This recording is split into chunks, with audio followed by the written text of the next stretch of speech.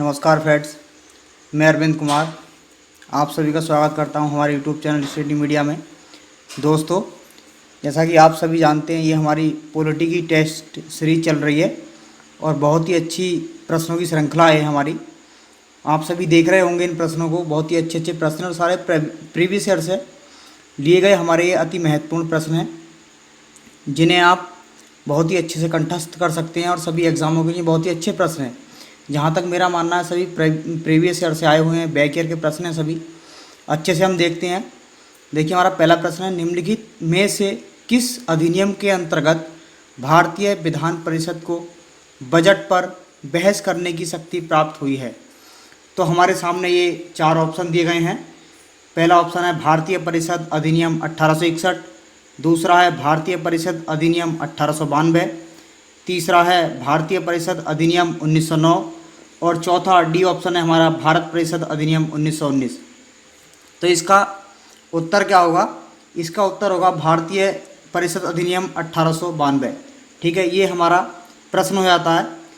इसके बारे में बता दूं, देखिए आपको 1892 के भारतीय परिषद अधिनियम ने जो है विधान परिषद में कार्यों में वृद्धि की। ठीक है, इसके तहत बजट पर बहस करने की शक्ति दी गई, परंतु मतदान का अधिकार नहीं था। इस अधिनियम के तहत कार्यपालिका से प्रश्न पूछने की अनुमति भी दी गई थी। ठीक है, तो ये हमारा इसका बी ऑप्शन हो जाता है।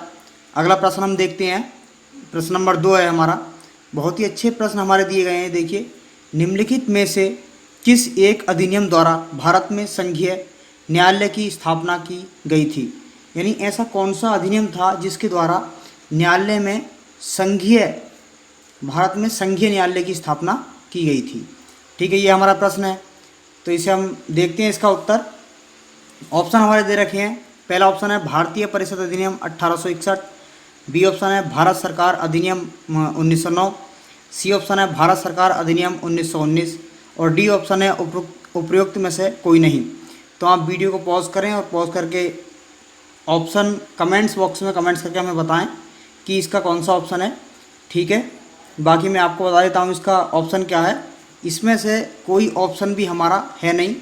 ठीक है, कि संघीय न्यायालय की स्थापना इस तिथि में की गई हो। मैं बता दूं, देखिए आपको, भारत में संघीय न्यायालय की स्थापना 1 अक्टूबर 1937 को भारत सरकार अधिनियम 1935 के अंतर्गत की गई थी। और जो बताया था मैंने, इसके प्रथम मुख्य न्यायाधीश सर मैरिस गुएर्ड थे। ठीक है, और उपयुक्त इसमें से विकल्प कोई है हमारा है नहीं। जो सर अधिनियम 1935 नहीं होने के कारण विकल्प डी भी हमारा इसमें सही नहीं है। ठीक है, और बाकी हमारा जो है हमारा इसमें भारत सरकार अधिनियम ये है नहीं हमारा। ठीक है, भारत सरकार अधिनियम 1909 भी नहीं है। तो इसका हमारा डी ऑप्शन हो जाता है सही। ठीक है, ये हमारा डी ऑप्शन इसका सही उत्तर हो जाता है। ठीक है, अगला प्रश्न देखते हैं। भारत का संघीय न्यायालय निम्नलिखित में से किस वर्ष में स्थापित किया गया था? यानी ऐसा कौन सा वर्ष था इनमें से चार ऑप्शनों में से जिसमें संघीय न्यायालय की स्थापना की गई थी? बताएं। A option 1935, B option 1937, C option 1946, D option 1947। तो इसका जो हमारा ऑप्शन होगा वो 1937 में संघीय न्यायालय की स्थापना की गई थी। जो मैंने बताया था आपको कि भारत में संघीय न्यायालय की स्थापना 1 अक्टूबर 1937 को भारत सरकार अधिनियम 1935 के अंतर्गत की गई थी। और जो इसके प्रथम मुख्य न्यायाधीश थे वो सर मॉरिस गुएर्ड थे। ठीक है, अगला प्रश्न देखते हैं हम। बहुत ही अच्छे प्रश्न हैं दोस्तों। कमेंट्स बॉक्स में कमेंट्स करके ज़रूर बताते रहें हमें, और लाइक करें, अधिक से अधिक वीडियो को शेयर करें। अगला प्रश्न है हमारा, केंद्र में द्वैध शासन किस अधिनियम में अंतर्गत स्थापित किया गया था? केंद्र में द्वैध शासन किस अधिनियम के अंतर्गत स्थापित किया गया था? ठीक है, तो हमारा पहला ऑप्शन है 1909 के अधिनियम के तहत, और बी ऑप्शन है भारत सरकार अधिनियम 1919 के तहत, सी ऑप्शन है भारत सरकार अधिनियम 1935 के तहत और डी ऑप्शन है भारत स्वतंत्रता अधिनियम 1947 के तहत। ठीक है, तो इसमें जो हमारा ऑप्शन है वो भारत सरकार अधिनियम 1935 के तहत, ठीक है, केंद्र में द्वैध शासन की स्थापना की गई थी। और जो भारत सरकार, मैं बता दूं आपको इसके बारे में, भारत सरकार अधिनियम 1935 जब आया, ठीक है, ये लागू हुआ, तो इसमें द्वैध शासन एक नए अखिल भारतीय संघ की स्थापना इसके साथ साथ और प्रांतों में द्वैत शासन व्यवस्था को समाप्त करके एक प्रावधान किया गया। यानी प्रांतों में द्वैत शासन का उपबंध 1919 के अधिनियम से उस समय पहले से किया जा रहा था, लेकिन केंद्र में द्वैत शासन के तहत संघीय विषयों को दो भागों में बांटा गया, आरक्षित और हस्तांतरित। ठीक है, ये दोनों थे। अगला प्रश्न देखते हैं, निम्नलिखित में से किस अधिनियम ने केंद्र में द्वैत शासन प्रणाली को स्थापित किया? ठीक है, निम्नलिखित में से किस अधिनियम के तहत केंद्र में द्वैत शासन प्रणाली को स्थापित किया बताएंगे आप। ठीक है, भारत शासन अधिनियम 1935, भारत शासन अधिनियम 1919, भारत परिषद अधिनियम 1909 भारत परिषद अधिनियम 1892। कौन सा है? अभी मैंने बताया है, इसका है भारत शासन अधिनियम 1935। अभी इसी की व्याख्या की गई है कि भारत सरकार अधिनियम 1935 के अंतर्गत केंद्र में द्वैत शासन, एक नए अखिल भारतीय संघ की स्थापना तथा प्रांतों में द्वैत शासन व्यवस्था को समाप्त करने का प्रावधान किया गया था। ठीक है, ये हमारा इसका जाता है। अगला प्रश्न देखते हैं। अगला प्रश्न है हमारा, 1909 के भारत शासन अधिनियम की निम्नलिखित में से कौन सी प्रमुख विशेषता है? ठीक है, 1909 के भारत शासन अधिनियम की निम्नलिखित में से कौन सी प्रमुख विशेषता है? ये हमारे कूट दिए गए हैं। ठीक है, देखते हैं। प्रांतों की कार्यकारिणी सरकार में द्वैत शासन की व्यवस्था, मुसलमानों के लिए पृथक सांप्रदायिक निर्वाचन मंडलों की व्यवस्था, केंद्र द्वारा प्रांतों को विधायी शक्ति का हस्तांतरण। तो इसमें हमारा ऑप्शन है केवल एक सही होगा, केवल 2 और 3 सही होंगे, केवल 1 और 2 सही होंगे, केवल 1, 2 और 3 सही होंगे। बताएं ऑप्शन। इसमें हमारा केवल बता दूं आपको, केवल सी ऑप्शन है, 1 और 3 ठीक होंगे। प्रांतों की कार्यकारिणी सरकार में द्वैत शासन की व्यवस्था, ठीक जैसा कि मैंने अभी आपको इससे पहले प्रश्न में बताया। मुसलमानों के लिए पृथक सांप्रदायिक निर्वाचन मंडल की व्यवस्था की गई थी। ठीक है, भारत शासन अधिनियम 1919 में ब्रिटिश संसद के द्वारा पारित अधिनियम था, जिसका उद्देश्य भारतीय शासन में भारतीयों की भागीदारी को बढ़ाना था। इस अधिनियम को भारत सचिव एडमिन मॉन्टेग्यू एवं वायसराय लॉर्ड चैम्सफोर्ड के कार्यकाल में पारित किया गया था इसको। जैसा कि मैं बता दूं आपको, इस अधिनियम के द्वारा राज्यों में द्वैत शासन की स्थापना की गई। ऐसे प्रत्येक राज्य में राज्य के प्रशासन को 2 श्रेणियों में बांटा गया था, एक आरक्षित और एक हस्तांतरित। बता दिया है आपको। ठीक है, इतना काफ़ी है हमारे लिए। अगला प्रश्न देखते हैं। भारतीय विधान पालिका प्रथम बार द्विसदनीय बनाई गई। भारतीय विधान पालिका प्रथम बार द्विसदनीय बनाई गई। इसके ऑप्शन हैं 1892 के भारतीय काउंसिल एक्ट के द्वारा, और 1909 के भारतीय काउंसिल एक्ट के द्वारा, 1919 के भारत सरकार अधिनियम द्वारा, 1935 के भारत सरकार अधिनियम द्वारा। तो इसका सी ऑप्शन हमारा होगा 1919 के भारत सरकार अधिनियम द्वारा। ठीक है, इसके बारे में देखिए थोड़ी जानकारी ले लेते हैं हम कि भारत में भारतीय विधान पालिका प्रथम बार द्विसदनीय बनाई गई। 1919 का जब भारत सरकार अधिनियम केंद्र में द्विसदनीय विधान पालिका की स्थापना की गई थी, तो इसमें एक ऊपरी सदन था जिसके तहत राज्य परिषद इसको कहलाया जाता था, जो 5 वर्ष के लिए होता था, और उसके 60 सदस्यों में से अधिकतम 20 सदस्य, कितने? अधिकतम 20 सदस्य इसमें सरकारी हो सकते थे। जो निचला सदन होता था उसमें केंद्रीय विधानसभा कहलाया जाता था उसको, जो 3 वर्ष के लिए होता था। ठीक है, इसमें भारत सरकार अधिनियम 1919 की धारा 19 के तहत उसके 140 सदस्यों में से 100 निर्वाचित तथा 40 माननीय सदस्य होते थे। ठीक है, यहाँ तक हमारा ये प्रश्न कंप्लीट हो जाता है। अगला देखते हैं। केंद्र में कौन सा एक्ट द्विसदनीय विधायिका लाया? यानी केंद्र में कौन सा एक्ट द्विसदनीय विधायिका लाया? देखते हैं। 1961 act, B option 1917 act, C option 1919 act, और डी ऑप्शन 1915 एक्ट। बताएं। अभी मैंने समझाया था आपको कौन सा था, इसका सी ऑप्शन है 1919 एक्ट। सही है, भारत सरकार अधिनियम द्वारा केंद्र में द्विसदनीय विधायी पालिका को लाया गया था। ठीक है, अगला प्रश्न देखते हैं। राष्ट्रपति की अध्यादेश निर्गत करने की शक्ति प्रेरित है। ठीक है, यानी राष्ट्रपति की अध्यादेश निर्गत करने की शक्ति प्रेरित है। ऑप्शन दे रखे हैं हमारे भारत सरकार अधिनियम 1919 के तहत, भारत सरकार अधिनियम 1935 के तहत, भारत सरकार अधिनियम 1909 के तहत और भारत सरकार अधिनियम 1947 के तहत। बहुत ही अच्छे प्रश्न है। यूपी पीएससी में काफ़ी बार ये प्रश्न पूछा जा चुका है। ठीक है, अच्छे से कंठस्थ करें इनको। तो देखते हैं इसका ऑप्शन हमारा क्या होगा। इसका ऑप्शन हमारा बी ऑप्शन हो जाता है, भारत सरकार अधिनियम 1935। ठीक है, यद्यपि मैं बता दूं, देखिए आपको, ब्रिटिश भारत में गवर्नर जनरल को 1861 के भारत परिषद अधिनियम से ही विधान परिषद की अनुमति के बिना अध्यादेश जारी करने की शक्ति प्राप्त बिल्कुल नहीं थी। ठीक है, लेकिन भारतीय संविधान में राष्ट्रपति की अध्यादेश निर्गत करने की शक्ति, जैसा कि आप देखते हैं अनुच्छेद 123 में भी है, भारत सरकार अधिनियम 1935 में प्रेरित की गई थी। ठीक है, इतना ही काफ़ी है। अगला प्रश्न देखते हैं, निम्नलिखित में से किस अधिनियम द्वारा संवैधानिक निरंकुशता का सिद्धांत प्रवृत्त किया गया? निम्नलिखित में से किस अधिनियम द्वारा संवैधानिक निरंकुशता का सिद्धांत प्रवृत्त किया गया? देखते हैं, 1909 का भारतीय काउंसिल अधिनियम, 1919 का भारत सरकार अधिनियम, 1935 का भारत सरकार अधिनियम, 1947 का भारत सरकार अधिनियम। इसका हमारा ऑप्शन है सी, भारत सरकार अधिनियम 1935 के तहत सिद्धांत निरंकुश प्रवृत्त किया गया था।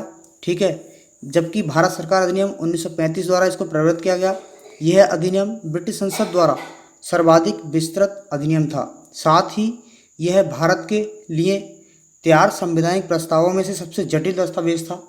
इसी अधिनियम में भारत संघ की स्थापना संघीय न्यायपालिका और केंद्र, संघीय न्यायपालिका, केंद्र और राज्यों, केंद्र और राज्यों के मध्य शक्तियों को विभाजन आदि की व्यवस्था इसमें की गई थी। ठीक है, अगला प्रश्न हम देखते हैं। अगला प्रश्न है हमारा, भारत के संविधान में केंद्र और राज्यों के बीच किया गया शक्तियों का विभाजन इनमें से किसमें उल्लेखित योजना पर आधारित है? यानी इनमें से जो ऑप्शन दिए गए हैं किसमें उल्लेखित योजना पर आधारित है? ऑप्शन ए हमारा मार्लियामेंटो सुधार 1909, ऑप्शन बी मॉन्टेग्यू चॉम्स्फोर्ड अधिनियम 1919, भारत सरकार अधिनियम 1935, भारतीय स्वतंत्रता अधिनियम 1947। ठीक है, क्या है? भारत के संविधान में, प्रश्न को समझे एक बार, भारत के संविधान में केंद्र और राज्यों के बीच किया गया शक्तियों का विभाजन। इससे पहले, इस प्रश्न से पहले मैं इसकी व्याख्या कर चुका हूँ, अगर आप समझें तो देख सकते हैं आप इसको, प्रश्न में ही इसका उत्तर दे रखा है। शक्तियों का विभाजन इनमें से किसमें उल्लेखित योजना पर आधारित है? किसमें है? भारत सरकार अधिनियम 1935। किसमें? भारत सरकार अधिनियम 1935, जो मैंने अभी आपको बताया है कि भारत सरकार अधिनियम 1935 द्वारा प्रवृत्त किया गया संवैधानिक निरंकुश था सभी को। ठीक है, और इसके बारे में बता देता हूँ। जैसे ब्रिटिश शासनकाल के दौरान 1935 का भारत शासन अधिनियम पारित किया गया था, जिसमें केंद्र और राज्यों के बीच शक्तियों का बंटवारा भी किया गया था। ठीक है, और इसी अधिनियम की 7वीं अनुसूची में संघीय, राज्यों और संवर्ती सूची में विषयों का विभाजन किया गया था। इसके अतिरिक्त राज्य में द्वैध शासन समाप्त कर केंद्र में द्वैध शासन लागू किया गया। यानी राज्य में तो द्वैध शासन समाप्त कर दिया गया था, लेकिन केंद्र में द्वैध शासन लागू किया गया था। ठीक है, अगला प्रश्न देखते हैं। निम्नलिखित में से एक भारत सरकार अधिनियम 1935 की मुख्य विशेषताओं में से नहीं थी। यानी ऐसी कौन सी व्यवस्था थी जो इन ऑप्शन में भारत सरकार अधिनियम 1935 की मुख्य विशेषताओं में नहीं थी? तो ऑप्शन देखते हैं। ऑप्शन ए हमारा, इस अधिनियम में अखिल भारतीय महासंघ का प्रावधान था। ऑप्शन बी, अवशिष्ट विषय प्रांतीय विधायिकाओं को आवंटित किए गए थे। ऑप्शन सी, यह प्रांतीय स्वायत्तता के सूत्रपात का संकेत था। ऑप्शन डी है, इसने प्रांतीय स्तर पर द्वैध शासन प्रणाली को समाप्त कर केंद्र में लागू किया। और इसने पूछा क्या है? नहीं थी। देखिए डी भी थी। ठीक है, कौन सी थी? डी भी थी। और क्या थी? सी भी ठीक है हमारा, और ए भी ठीक है हमारा। इन्होंने पूछा मुख्य विशेषताओं में से नहीं थी, तो वो था हमारा बी ऑप्शन, अवशिष्ट विषय प्रांतीय विधायिकाओं को आवंटित किए गए थे। ऐसा कुछ भी नहीं था। अवशिष्ट विषय प्रांतीय विधायिकाओं में को आवंटित किए गए थे।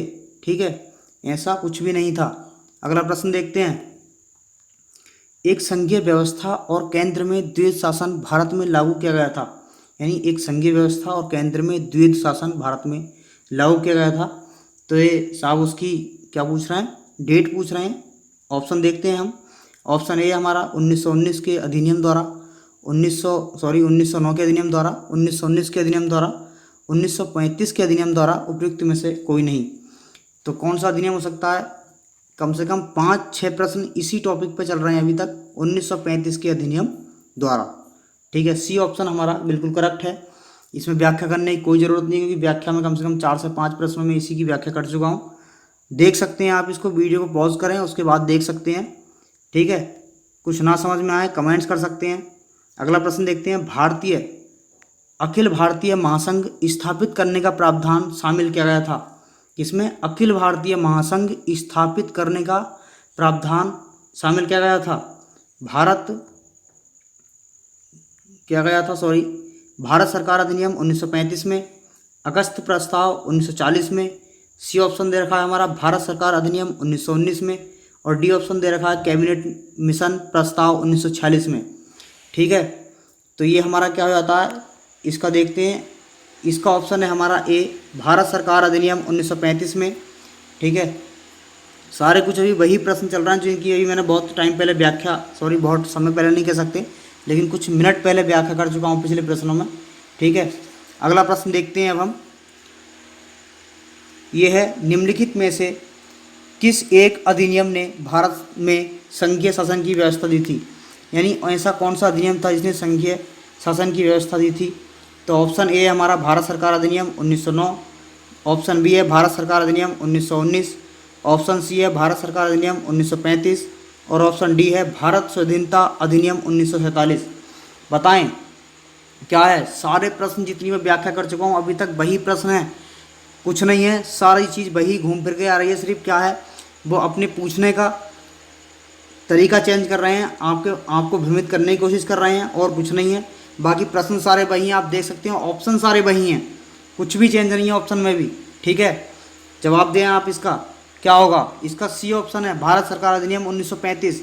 क्या पूछा? निम्नलिखित में से किस एक अधिनियम ने भारत में संघीय शासन की व्यवस्था दी थी? ठीक है, भारत शासन अधिनियम के तहत संघीय शासन की व्यवस्था की गई थी। अगला प्रश्न देखते हैं। 1935 के अधिनियम द्वारा स्थापित संघ में अपशेष शक्तियाँ किसको दी गई थी? 1935 के अधिनियम द्वारा स्थापित संघ में अपशेष शक्तियाँ किसको दी गई थी? ऑप्शन दे रखे हैं हमारे स्क्रीन पर। ए ऑप्शन है संघीय विधान पालिका को, ऑप्शन बी है प्रांतीय विधानमंडल को, ऑप्शन सी है गवर्नर जनरल को, ऑप्शन डी है प्रांतीय गवर्नरों को। बताएं किसको दी गई थी? तो ये हमारा ऑप्शन सी है सर जी, गवर्नर जनरल को अधिनियम द्वारा स्थापित संघ में अवशेष शक्तियाँ प्रदान की गई थीं। और अधिनियम कौन सा था हमारा? 1935 का शासन अधिनियम था ये। ठीक है, अगला प्रश्न अब हम देखते हैं। अगला प्रश्न हमारा क्या है, देखिए, निम्नलिखित में से कौन सा एक भारत शासन अधिनियम 1935 में स्वीकार किया हुआ महत्वपूर्ण और स्थायी अवयव नहीं है? समझें, निम्नलिखित में से कौन सा एक भारत शासन अधिनियम 1935 में स्वीकार किया हुआ महत्वपूर्ण और स्थायी अवयव नहीं है? ऑप्शन दे रखे हैं आपके सामने, बताएं। ए ऑप्शन है देश के लिए लिखित संविधान, ऑप्शन बी विधानमंडल के लिए निर्वाचित एवं जवाबदेह प्रतिनिधि, ऑप्शन सी एक संघ की योजना पर विचार, ऑप्शन डी विधानमंडल के लिए सरकारी सदस्यों का संवाचित किया जाना। बताएं, ये हमारा ऑप्शन ए होगा, देश के लिए लिखित संविधान। ठीक है, जब देखिए भारत शासन अधिनियम 1935 में देश के लिए लिखित संविधान का उल्लेख नहीं था। ठीक है, उस समय भारत शासन अधिनियम के तहत 1935 के तहत भारत में लिखित संविधान का कोई उल्लेख था ही नहीं। लेकिन भारत के लिए संविधान का सर्वप्रथम उल्लेख क्रिप्स मिशन में किया गया था। लेकिन इसके तहत आते आते इसमें फिर ये लागू, इसको 1935 द्वारा स्वीकार करना पड़ा, इसे अस्थायी अवयव नहीं समझा। ठीक है, देश के लिए उस समय लिखित संविधान की व्यवस्था नहीं थी। अगला प्रश्न देखते हैं। 1935 का गवर्नमेंट ऑफ इंडिया एक्ट क्यों महत्वपूर्ण है? किसका? 1935 का। 1935 का गवर्नमेंट ऑफ इंडिया एक्ट क्यों महत्वपूर्ण है? ए ऑप्शन है यह भारतीय संविधान का प्रमुख स्रोत है। बी ऑप्शन है इसके द्वारा भारत को स्वतंत्रता मिली। सी ऑप्शन है इसमें भारत विभाजन उल्लेखित है। डी ऑप्शन इसके द्वारा रियासतें समाप्त हुई। ठीक है, रियासतें हमारी कितनी थी? समथिंग 552, लेकिन बोली जाती है ट्रेंड में कि 542 देसी रियासतें हमारी थी। 542 देसी रियासतें थी। 539 स्वेच्छा से विलय हुई थी और 3 वह देसी रियासतें थीं जो जूनागढ़ देसी रियासत थी। बता दूं जब आई गया है तो प्रश्न सामने। 3 थी जूनागढ़ जनमत संग्रह द्वारा, ठीक है, और जम्मू कश्मीर विलय पत्र द्वारा, और जो हमारी तीसरी थी वो थी हैदराबाद। हैदराबाद के निज़ाम है, हैदराबाद क्या थी? पुलिस कार्रवाई द्वारा। ठीक है, ये हमारी रियासतें थी पुलिस कार्रवाई द्वारा। तो ये हमारा प्रश्न है, इसका हम उत्तर देखते हैं। ये क्या है? 1935 का गवर्नमेंट ऑफ इंडिया एक्ट क्यों महत्वपूर्ण है? ऑप्शन हमने देखे हैं। ए ऑप्शन है यह भारतीय संविधान का प्रमुख स्रोत है। बी ऑप्शन इसके द्वारा भारत को स्वतंत्रता मिली। सी ऑप्शन है इसमें भारत विभाजन उल्लेखित है। डी ऑप्शन इसके द्वारा रियासतें समाप्त हुई। ठीक है, तो इसका हमारा कौन सा ऑप्शन होगा? ये हमारा ए ऑप्शन है, यह भारतीय संविधान का प्रमुख स्रोत है। ठीक है, देखिए भारत का वर्तमान संवैधानिक जो ढांचा था बहुत कुछ 1935 के अधिनियम पर आधारित था। ठीक है, 1935 के मुख्य उपबंध इस प्रकार हैं, था नहीं है सॉरी, संघात्मक सरकार की स्थापना, और दूसरा था केंद्र में द्वैध शासन की स्थापना, और तीसरा था प्रांतों में द्वैध शासन की स्थापना पर स्वायत्त शासन की स्थापना, और चौथा था द्विसदनीय केंद्रीय विधानमंडल। ठीक है, इसी प्रकार बहुत सारे अधिनियम थे। तो इसमें हमारा मैंने अभी आपको बताया है, ए ऑप्शन हमारा ठीक होगा। अगला प्रश्न देखते हैं। बाकी अगर हम इनकी व्याख्या करें तो बहुत लंबी व्याख्या हो जाएगी। ठीक है, अगला प्रश्न देखते हैं। जितनी हमारी उचित व्याख्या है उस व्याख्या को मैं आपको करके दे रहा हूँ, उसमें कोई दिक्कत वाली बात नहीं है। अगर इस तरह से अगर मैं सारा कुछ बताने लगूँ इनके बारे में कि इंडिया एक्ट काउंसिल एक्ट 1909 के बारे में, फिर 1909 गवर्नमेंट ऑफ इंडिया एक्ट के बारे में, तो ये बहुत अपने आप में काफ़ी बड़े टॉपिक हैं जो एक वीडियो में क्लियर होने बहुत मुश्किल है। ठीक है, जिस तरह से जितने प्रश्न हम अभी तक कर चुके हैं काफ़ी ज़्यादा हो जाएगा। देखते हैं, निम्नलिखित अधिनियमों में से किस अधिनियम के फलस्वरूप बर्मा भारत से अलग हुआ? बर्मा मतलब म्यांमार। ठीक है, ऐसा कौन सा अधिनियम था जिसके तहत बर्मा म्यांमार को भारत से अलग होना पड़ा? ठीक है, देखते हैं। ऑप्शन हमारे दे रखे हैं, Indian council act 1909, government of India act 1919, C option है गवर्नमेंट ऑफ इंडिया एक्ट 1935, और डी ऑप्शन है इंडियन इंडिपेंडेंस एक्ट 1947। तो इसमें हमारा जो ऑप्शन हो जाता है मैं बताऊं आपको, देखिए, तो ये हमारा ऑप्शन हो जाता है सी ऑप्शन। इसका हमारा सी ऑप्शन ये करेक्ट हो जाता है, गवर्नमेंट ऑफ इंडिया एक्ट 1935। ठीक है, गवर्नमेंट ऑफ इंडिया एक्ट की अगर हम बात करें तो 1935 के प्रावधानों के अनुरूप वर्ष 1937 में बर्मा को भारत से अलग किया गया था।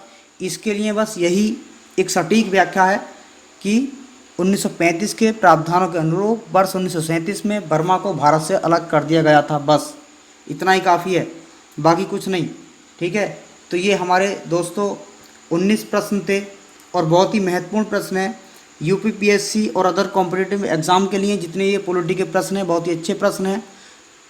आज की वीडियो में यहीं पर समाप्त करते हैं दोस्तों। वीडियो अगर हमारी अच्छी लगे लाइक करें, चैनल को सब्सक्राइब करें और कमेंट्स बॉक्स में हमें कमेंट्स करके ज़रूर बताएं